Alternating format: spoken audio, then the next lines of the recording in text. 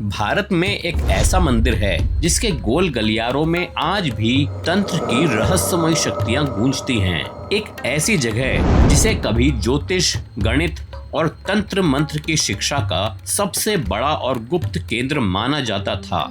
आज यहाँ रात में परिंदा भी पर नहीं मारता। लोगों का मानना है कि ये मंदिर आज भी शिव की तंत्र साधना के एक ऐसे अदृश्य कवच से घिरा है जिसे पार करना इंसानों के बस में नहीं।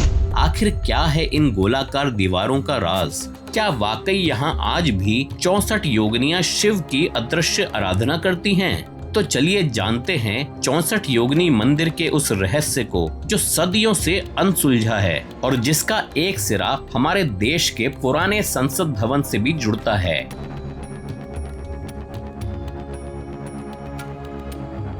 ये कहानी हमें ले चलती है आज से लगभग 1000 साल पहले, यानी कि 11वीं सदी में मध्य प्रदेश के मुरैना जिले में विंध्य की पहाड़ियों के बीच मितावली गांव में एक मंदिर की नींव रखी गई। ये कोई साधारण मंदिर नहीं था। इसे बनवाने वाले थे कच्छप घाट के राजा देवपाल, जिनका शासनकाल 1055 से 1075 ईस्वी के बीच माना जाता है। कच्छप घाट शासक कला और वास्तुकला के महान संरक्षक थे और ये मंदिर उनकी दूरदर्शिता और उस युग की उन्नत सोच का जीता जागता प्रमाण है। उस दौर में जब वास्तु और विज्ञान अपने चरम पर थे, राजा देवपाल ने एक ऐसा निर्माण करवाया जो आज भी इंजीनियरों और इतिहासकारों को हैरान कर देता है। ये 64 योगिनी मंदिर लगभग 100 फीट ऊंची एक अकेली पहाड़ी पर बनाया गया है, जहां तक पहुंचने के लिए आज भी भक्तों को करीब 100 सीढ़ियां चढ़नी पड़ती हैं।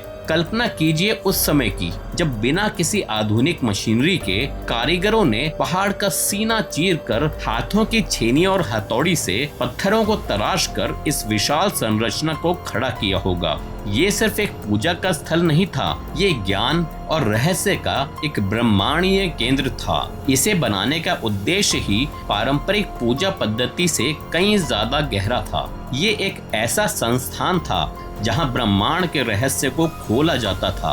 1323 ईस्वी के एक शिलालेख से पता चलता है कि ये मंदिर ज्योतिष, गणित और खगोल शास्त्र में शिक्षा प्रदान करने का एक महत्वपूर्ण स्थान था, जहां सूर्य और ग्रहों के गोचर के आधार पर गूढ़ गणनाएं की जाती थी। इस वजह से इसे उस दौर की तांत्रिक यूनिवर्सिटी भी कहा जाता है, जहां ज्ञान को केवल पढ़ाया नहीं बल्कि सिद्ध किया जाता था। ऐसी मान्यता है कि यहाँ न सिर्फ भारत से बल्कि विदेशों से भी लोग तंत्र मंत्र की गूढ़ विद्या और सिद्धियों को प्राप्त करने की कला सीखने आते हैं। वास्तुकला का अद्भुत चमत्कार। अब बात करते हैं इस मंदिर की सबसे अनोखी चीज की, इसकी बनावट। भारत में आपने हजारों मंदिर देखे होंगे जिनके शिखर आसमान को छूते हैं, लेकिन ये मंदिर उन सबसे अलग है। ये मंदिर गोलाकार है जिसकी परिधि लगभग 170 फीट है। इसकी छत सपाट है और पूरी तरह आसमान की ओर खुली हुई है, जैसे ब्रह्मांडीय ऊर्जा को सोखने के लिए बनाया गया कोई विशाल यंत्र हो। इस गोलाकार दीवार के अंदर 64 छोटे छोटे कमरे बने हुए हैं और हर एक कक्ष में एक शिवलिंग स्थापित है। सोचिए, एक मंदिर के परिसर में 64 कक्ष और उन सभी में एक एक शिवलिंग, और कभी उन शिवलिंगों के साथ देवी योगिनी की एक एक मूर्ति हुआ करती थी, जिनकी ऊर्जा से ये स्थान जागृत रहता था। इसी वजह से इसे 64 योगिनी मंदिर कहा गया। मंदिर के ठीक बीच में एक बड़ा खुला हुआ मंडप है जहां एक विशाल शिवलिंग स्थापित है। इसे 7100 महादेव मंदिर के नाम से भी जाना जाता है। इसकी वास्तुकला सिर्फ देखने में ही अद्भुत नहीं है, बल्कि वैज्ञानिक और प्रतीकात्मक रूप से भी उन्नत है। इसका गोलाकार डिजाइन, जिसे हाइपेथरल यानी बिना छत वाला कहा जाता है, अपने आप में एक गहरा दर्शन समेटे हुए है।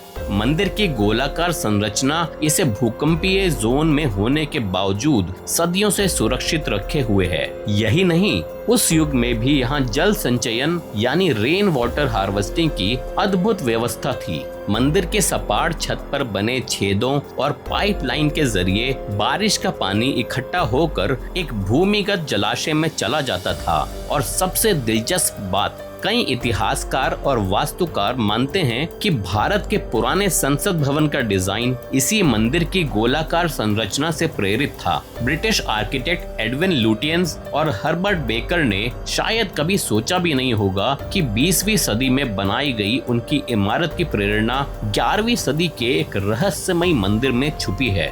हालांकि इसके कोई औपचारिक दस्तावेज नहीं है, पर दोनों संरचनाओं की समानता को नजरअंदाज नहीं किया जा सकता। मुख्य रहस्य 64 योगनियां और तंत्र साधना। इस मंदिर का असली रहस्य इसकी दीवारों, खम्भों और पत्थरों में नहीं, बल्कि उन 64 योगनियों की कहानी में छिपा है, जिन्हें ये मंदिर समर्पित है। आखिर कौन है ये 64 योगनियां? पौराणिक कथाओं के अनुसार ये योगिनियां कई साधारण देवियां नहीं, बल्कि आदि शक्ति माँ दुर्गा या माँ काली की सबसे शक्तिशाली और प्रचंड सहायक हैं। उनकी उत्पत्ति की कथा भयंकर युद्ध से जुड़ी है। तो एक ऐसा असुर था जिसका नाम था रक्त बीज। उसे ब्रह्मा से ये वरदान प्राप्त था कि उसके खून की एक भी बूंद अगर जमीन पर गिरी तो उससे हजारों नए और उतने ही शक्तिशाली राक्षस पैदा हो जाएंगे।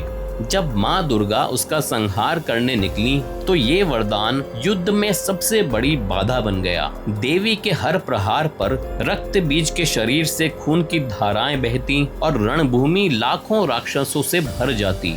उसे हराना लगभग असंभव हो गया। तब देवी ने अपनी शक्तियों से 64 योगिनियों की एक सेना बनाई। इन योगिनियों ने अपनी जीभ फैलाकर युद्ध भूमि में रक्त बीज के शरीर से निकलती खून की हर बूंद को जमीन पर गिरने से पहले ही पी लिया और इस तरह उस दैत्य का अंत संभव हुआ। ये 64 योगिनियां तंत्र और योग की अधिष्ठात्री देवियां मानी जाती हैं। ये केवल देवियां नहीं, बल्कि ब्रह्मांड को चलाने वाली स्त्री ऊर्जा यानी शक्ति के 64 अलग अलग रूप हैं। हर योगिनी एक विशेष कला, एक विशेष ज्ञान और एक विशेष शक्ति का प्रतिनिधित्व करती है। कोई संगीत की देवी है तो कोई युद्ध की, कोई सम्मोहन के स्वामिनी है तो कोई रोगों का नाश करने वाली। इन सभी को एक साथ साध लेने का अर्थ था ब्रह्मांड की पूरी शक्तियों पर अधिकार पा लेना। तंत्र कोई जादू टोना नहीं, बल्कि उसी दिव्य ऊर्जा को समझकर उसे साध कर आत्मज्ञान और मोक्ष तक पहुंचने का एक गूढ़ विज्ञान है। यहाँ सिर्फ पूजा पाठ नहीं होता था, यहाँ तंत्र को एक विज्ञान की तरह पढ़ा और साधा जाता था। मंदिर की गोलाकार और खुली छत वाली संरचना को तंत्र साधना के लिए सबसे उपयुक्त माना जाता है, क्योंकि ये ब्रह्मांडीय ऊर्जा को सीधे केंद्र में आकर्षित करती है और उसे केंद्रित करने में मदद करती है। कहा जाता है कि तांत्रिक और साधक इन 64 कक्षों में बैठकर 64 योगिनियों का आवाहन करते थे और अष्ट सिद्धियों को प्राप्त करने के लिए कठोर साधना करते थे। योगिनियों और तंत्र की ये दुनिया रहस्य और शक्तियों से भरी है।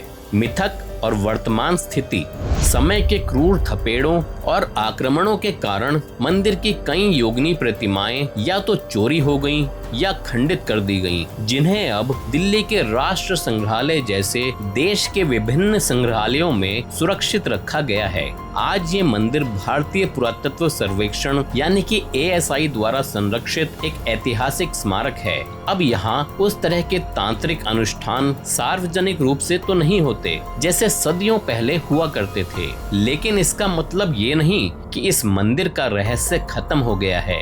जब हम उन सूने गलियारों में चलते हैं तो हवा में एक अजीब सी खामोशी और भारीपन महसूस होता है। यहाँ की सबसे प्रचलित मान्यता ये है कि रात के अंधेरे में आज भी यहाँ कोई रुकने की हिम्मत नहीं करता, न तो इंसान और न ही कोई पंछी। कहा जाता है कि ASI के सुरक्षा कर्मी भी मंदिर के मुख्य परिसर में प्रवेश करने से बचते हैं और केवल नीचे से ही निगरानी रखते हैं। ये डर नहीं, बल्कि उस अदृश्य शक्ति के प्रति एक सम्मान है जिसका अस्तित्व यहाँ की हवाओं में महसूस होता है। लोगों का गहरा विश्वास है कि सूर्यास्त के बाद ये स्थान मनुष्यों के लिए नहीं रह जाता, क्योंकि रात में सभी 64 योगिनियां जागृत होती हैं, मंदिर में एकत्रित होती हैं और भगवान शिव की आराधना करती हैं। माना जाता है कि उस समय इन 64 शक्तियों की मिलीजुली ऊर्जा इतनी प्रचंड हो जाती है कि उसे सह पाना किसी साधारण इंसान के बस में नहीं है।